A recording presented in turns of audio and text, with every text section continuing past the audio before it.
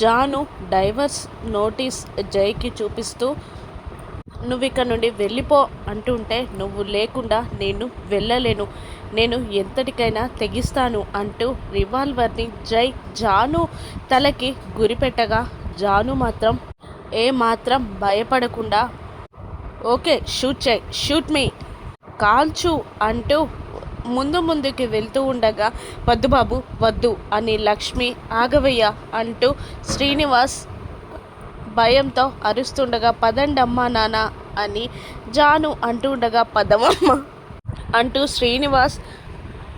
జాను లక్ష్మి శ్రీనివాస్ ముగ్గురు లోపలికి వెళ్ళిపోగా జాను నువ్వు నాకు దక్కకపోతే అని అంటూ ఆ రివాల్వర్ని తన వైపే తన గుండె వైపు గురి పెట్టుకొని షూట్ చేసుకుంటాడు.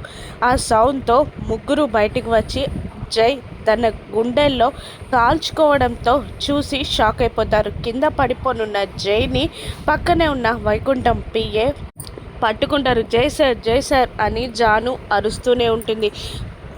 లక్ష్మి ఒక టవల్ తెచ్చి జై గుండెల దగ్గర రక్తం పోకుండా అదిమి పెట్టి ఆటో తీయండి అని శ్రీనివాస్ని అరుస్తూ ఉండగా లక్ష్మి జాను వైకుంఠం కలిసి జైని ఆటో ఎక్కించగా శ్రీనివాస్ ఆటోని తోలుతూ ఉంటాడు. ఏవండి కొంచెం తొందరగా పోనివ్వండి అంటూ ఉంటుంది లక్ష్మి ఊపిరాడక అని ఎగబెలుస్తూ ఉంటాడు జై తన కోసం ప్రాణత్యాగం చేయడం చూసిన జాను షాక్ అయిపోతుంది. ఇప్పుడు జాను నిర్ణయం ఏంటి? జైతో జాను పూర్తిగా కలిసిపోనుందా? వీళ్ళ జీవితం ఒకటవనుందా? జై ప్రాణాపాయం నుండి బయటపడతాడా? లక్ష్మి శ్రీనివాసులు జైని అర్థం చేసుకుంటారా? రాను ఎపిసోడ్స్లో చూద్దాం. Thank you for watching.